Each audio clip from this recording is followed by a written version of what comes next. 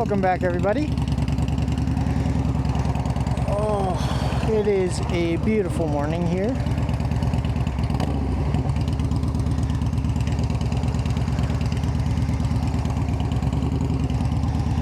We're just going to take you on a nice, easy, calm ride. Welcome back to the Barefoot German. I am your host. And welcome to this beautiful, majestic, not so German riding machine. This is my 2014 Yamaha Bolt. So, I wanted to talk about the most important things about riding when you first start out. Now, I've been riding for just under half of my life. So, I like to say I have a little bit of wisdom about riding, but take everything with a grain of salt. And you'll learn things as you get better, I think we got an accident over here. No, that's just daycare. It's gotta be daycare. Too many vehicles that can fit car seats in the back. Okay, so first off, when you're just getting into motorcycle riding, there's a couple of things that you need to 100% understand. Number one, it's a whole different world than driving. Your head needs to be on a swivel 100% of the time. So, first thing you need to evaluate before getting on a motorcycle is, are you clear in the head? Are you feeling okay today? You're not sick. You're not distracted with some other anxiety that's going on in your life that's literally going to take up way more of your thinking capacity than you normally would.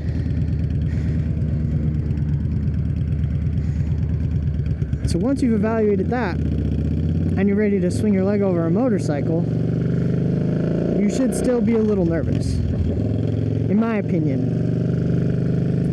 There are a few things in life that I am nervous about when it comes to, what's the word I'm looking for? Affronting? No, that's not the right word. I think that's French. Taking head on, I guess, is the best way to describe it. And motorcycle riding, you should be a little bit nervous every time you get on the bike, because there is a possibility that things can go wrong, and that's just the reality of it. As long as you're okay with that reality, that, hey, watch out for that car, make sure it doesn't turn left out in front of us, you're going to be okay. Now, if you pair that with significant amounts of confidence, there's a delicate balance of confidence that you need to have riding a motorcycle. You want to be confident enough to make decisions quickly. That's the most important thing, is to make those decisions quickly, to analyze the situation and make those decisions quickly. Because things are going to change in a heartbeat, and reacting to those in a car versus a motorcycle is completely different. So right now, I'm predicting maybe this guy is going to brake for some reason way sooner than these other cars in front of him, which he did a little bit in order to make that turn, because he wasn't signaling when he first started to brake. So you've constantly got to be evaluating the situation. Who's going to be the next one to pull out in front of me? I'm going to try to focus on some basics, but I might try to give you guys some tips as I see situations approach.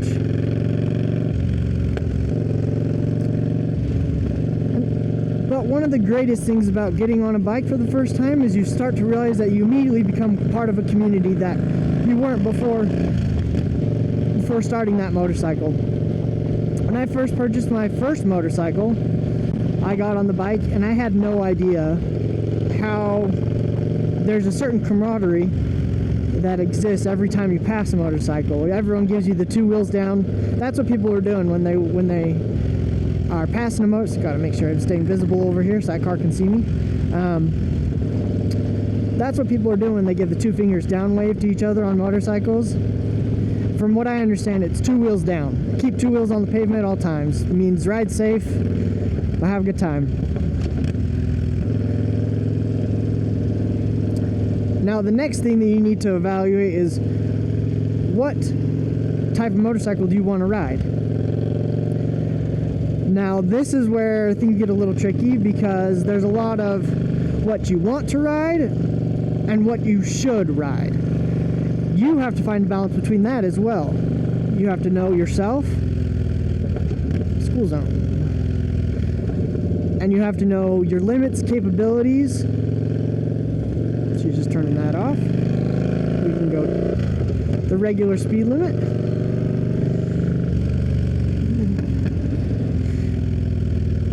And that's where you're going to run into some conflicts of interest inside yourself, but it's going to teach you how much responsibility is on your shoulders when you ride a motorcycle. And the good part about it is most of the responsibility that you need to have is for yourself. It's not for other people that you have in the car, unless you do ride 2-up. If you have someone on the back of your motorcycle, that's a whole nother level of responsibility that surpasses even having people in your car, I believe. I personally don't love taking people on the back of my motorcycle because it's a whole thing. You have to teach them how to ride with you, lean into the turns, but we can get into that another day. So what I would recommend when you are looking at getting your first motorcycle, everybody has a kind of idea of what route they want to go. And they're all great routes. There's options in every category, I guess is what I'm trying to say. Right now I'm currently on a cruiser. I did not start on a cruiser. I started on a sport bike. Well, a 250 sport bike. A Honda CBR 250R, which was a great motorcycle to start out with. Honestly, I think most people should start on a 250 sport bike, and here's why. These cruisers, they are heavy. I think this one's close to probably 500 pounds. Now a sport bike that's a 250 is going to be just over, I guess there's not really any 250s now. There's only the Gixxer 250, which a lot of people don't recommend. Again, any 250 sport bike or any 300 sport bike that you're going to find today, they're all great options. Kawasaki, Honda, Yamaha R3, they're all great options for a starter motorcycle. And the good news is you can get them on the cheap. And the big problem with them is a lot of them are going to have scuff marks, drop marks. There's probably going to be some issues because they're people's first bikes. And that's the reality that I'm leading into is you're going to drop your first bike. You're going to go down. Now the severity of how hard you go down depends on, again, your confidence level, your capability of riding, the practice that you've put into it, and just who you are as a person and paying attention to your surroundings and things around you. Most people don't go down too hard on their first motorcycle because you can't get into a lot of trouble with the amount of power that these 250s are putting out. 250-300 class, the starter bike class. But a lot of times, what gets to them is the weight. They're not used to having to balance weight in between their body when they're in a stop position. And I did it as a newer rider. I did it in my driveway. My shoelace got caught on the foot peg as I was putting my foot down, and the bike just went over because my foot couldn't hit the ground as I went to put it down. Shoelace wouldn't let me. So everybody's going to go down. It's just a matter of how severe it is going to be and how prepared you are. How much practice you put into preparing your mind, your thought process, when that moment happens. And that's why I would particularly recommend the sport bike class, because they're a lot lighter than these cruisers, even in the lighter CCs. I'm not sure, I think the Honda Rebel 300 is probably about the lightest cruiser you can get, unless you go back to an older model, which those are also great bikes as well. But the other thing that you're going to experience at the cruiser, possibly, one of my friends did, was if you all of a sudden start to get really comfortable with it and you start taking corners a little bit more aggressively, which these cruisers, they're not necessarily built for, you're going to scrape peg or exhaust, and it's going to scare the shit out of you, and you're going to have to go upright, and you're going to go headlong into oncoming lanes, into a curb, into whatever is on the straight in front of you. So just keep that in mind when you're looking for a bike. Is if you're going to ride a cruiser, you better ride a cruiser like a cruiser should be ridden, not like a 600 class bike on the track once you start to get acquainted with it. The other thing you're going to want to do is make sure that you're up to date and acquainted with all the laws, not just motorcycle laws, but regular traffic laws, whether that be in your state, in your area, or just the way people drive in your area. Because as a motorcycle rider, you need to be the best driver on the road. And when I say that, I'm not joking, because that leads me into the next thing that you're going to hear for the rest of your life if you continue to ride motorcycles, which is, be careful, motorcycles are dangerous. Every time you're going to get on your bike to leave a family setting, to leave your friends, be careful, you're going to die out there. Which, if you're not paying attention, you will. And the harsh reality is, I would say, only about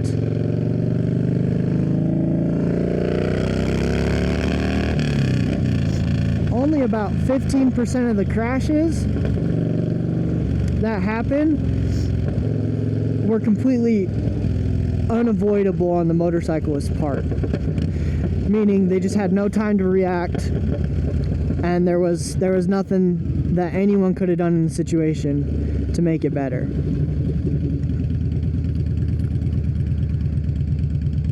%85 of those, the motorcyclist probably could have been a little bit more aware of the situation and taking and avoiding action.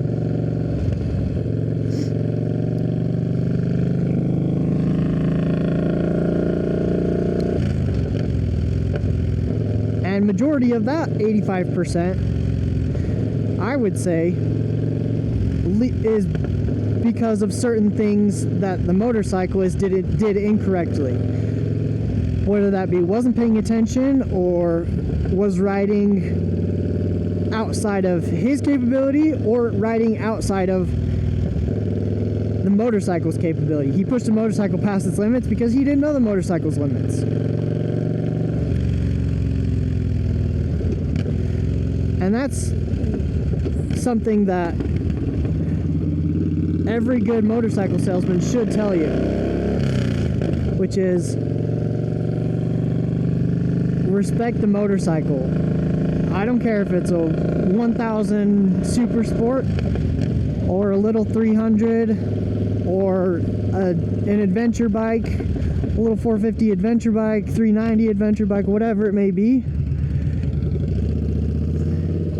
No matter what the motorcycle is,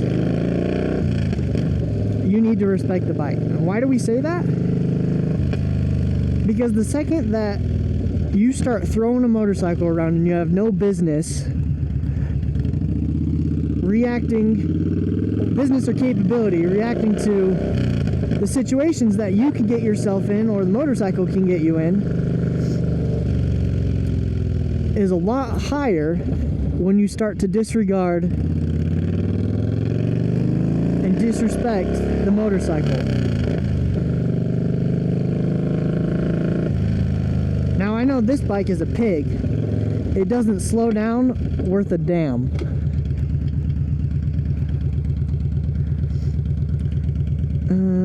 Do I want to go straight? Actually, I think I want to go right. There we go. So I know I need a brake way earlier than I think I do in high-speed situations.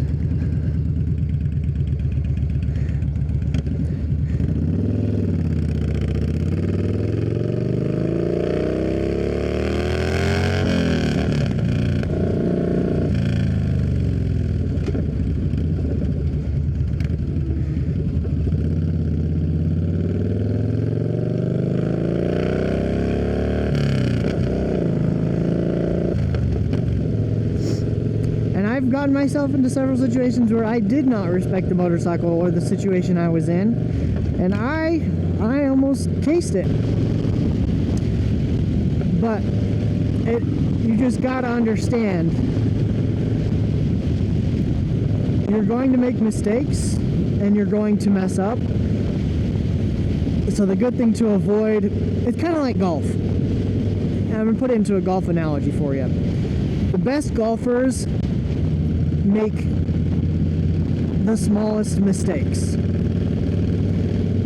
So when I go in golf and I hit a shank and it goes 100 yards to the right, compared to a professional golfer where their largest mistake is about 10, 15, maybe 20 yards off the line, off the middle of the fairway. I don't know where to go here, so I'm going to go left. We'll find our way back to the main road.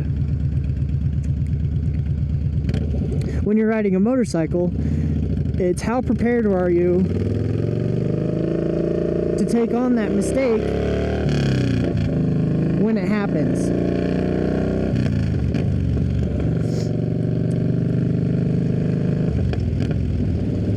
Hopefully you're cautious enough, or you'd practice enough in a parking lot or in small little 25-mile-an-hour roads that when something like that happens on a big boy road, you're able to put yourself in a safe situation to avoid getting hurt or going down. Here's the next thing I would advise. Watch the BMW.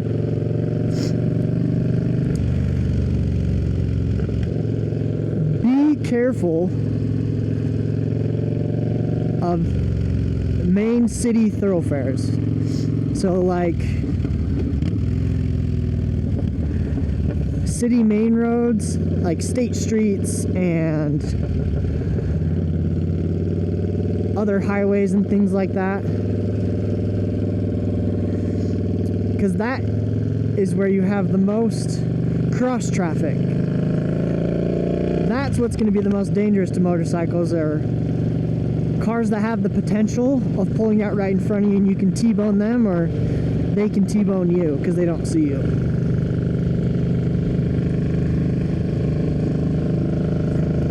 I will argue to the day I die that the freeway is 10 times safer than a state street that has multiple intersections and lights and people turning left in front of you. A freeway, you have one way of travel, and if you're on a bike that can handle the freeway, usually that bike has adequate power in order for you to get out of situations and get away from people that are scaring you, making you nervous, which is going to be a lot more often than you think it is. Once you start riding, you'll realize that half of the freeway is on their phone. Half of people driving are on their phones anyway. And it's gotten worse.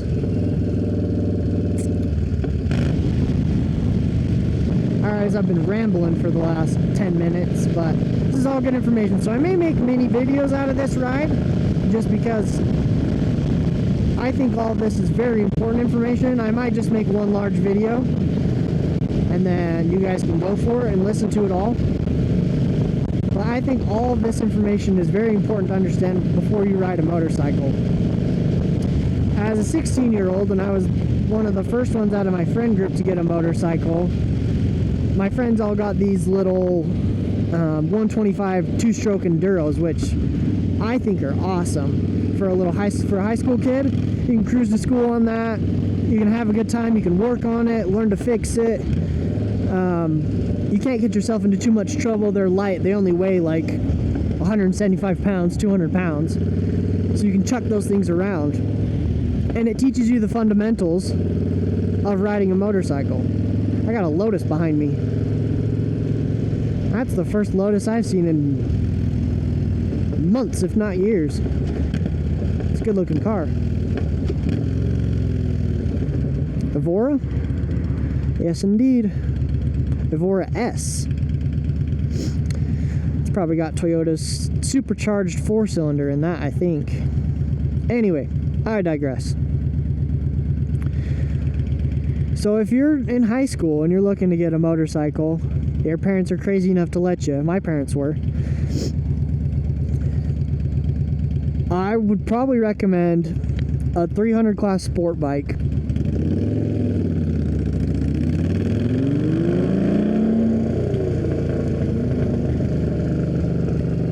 I would recommend a 300 class sport bike or a little Enduro. And I'll tell you why those Enduros are fun. I didn't have one, so I felt a little left out in high school, but all my friends could pack up a backpack with all their camping gear, and they could take those little Enduros off-road and go up the mountains and camp in some pretty cool places with those. Like that, understanding your laws in your local area. In Utah, you can lane filter, but there's a very specific set of rules that you have to follow when you're lane filtering. It has to be on a 2-lane road, meaning that the direction of travel, there's 2 lanes that are going in that direction. It has to be on a road with a speed limit with 45 miles an hour or less, and cars have to be stopped all around you. Then, only then can you lane filter at a maximum of 15 miles an hour. Now, the other thing you should do when you're first starting to ride motorcycles is you should try a bunch of different motorcycles out. If you and all your friends get motorcycles, you guys should get what you want to get within reasonable starter bike considerations, but then you should try each other's bikes out. Because like I said, I started out on sport bikes. I kind of secluded myself to just sport bikes for a little bit. Actually, for a long time. And you don't really know what you like until you try it. That's the unfortunate part about motorcycles, is you kind of have to either know somebody who has one, or you have to buy the bike or go test ride them to know if you really like it. And sometimes you're not even going to like it until you spend some time on it, a significant amount of time. I think you guys have heard enough from me today about opinions on how you should start out riding a motorcycle. So be sure to like and subscribe. Make sure you share your story in the comments of how you made someone smile today. I want to hear those, and keep doing it. Keep making someone smile every day.